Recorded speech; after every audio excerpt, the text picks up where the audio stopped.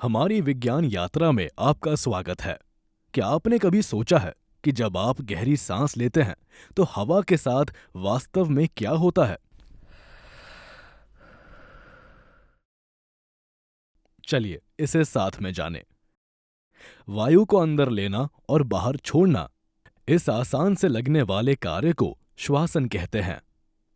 जैसे भोजन हमारे पाचन तंत्र से होकर गुजरता है, वैसे ही वायु का भी हमारे शरीर में प्रवेश करने का एक विशेष मार्ग होता है। इस मार्ग को ही श्वसन तंत्र कहा जाता है। यह तंत्र नासिका, श्वास नली, श्वसनी, श्वसनिकाएं, फेफड़े, कूपिकाएं और डायफ्राम से मिलकर निर्मित होती है। तो यह यात्रा शुरू कहाँ से होती है? बिल्कुल आपकी नासिका से। जैसे ही वायु नासिका मार्ग से अंदर की ओर प्रवेश करती है, तो नासिका के भीतर उपस्थित बारीक रोम एवं चिपचिपा श्लेष्मा उसमें उपस्थित धूल के कणों एवं गंदगी को रोक लेते हैं। यह एक तरह का प्राकृतिक फिल्टर है जो वायु को साफ करता है। यहां से वायु तीव्रता से श्वास नली से नीचे की ओर जाती है। श्वास नली के अंत में यह दो नलियों में विभाजित हो जाती है, जिन्हें श्वसनी कहते हैं।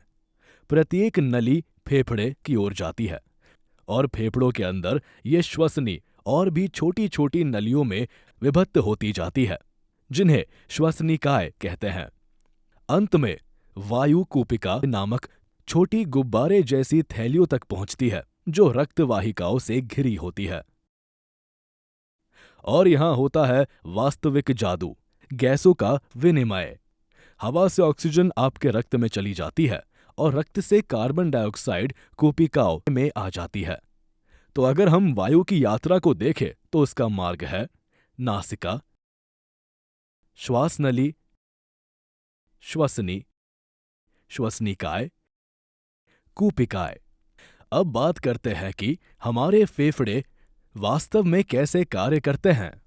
वे पसली पिंजर से सुरक्षित रहते हैं। जब आप सांस अंदर लेते हैं, आपका वक्षीय भाग फूलता है, पसलियां ऊपर और बाहर की ओर जाती है और डायाफ्राम नीचे की ओर खिंचता है। इससे हवा को फेफड़ों में प्रवेश करने की जगह मिलती है। जब आप सांस छोड़ते हैं, पसलियां वापस अंदर की ओर जाती है, वक्षीय भाग सिकुड़ता है और डायाफ्राम ऊपर की ओर उठता है, जिससे हवा बाहर निकल जाती है। लेकिन रुकिए, सांस लेना सिर्फ वायु के आने जाने की क्रिया नहीं है। शरीर के अंदर और भी आवश्यक प्रक्रिया चल रही होती है, जिसे कहते हैं श्वसन। यह वह प्रक्रिया है जिसमें हमारी कोशिकाएं ऑक्सीजन का उपयोग करके भोजन से ऊर्जा उत्पन्न करती हैं।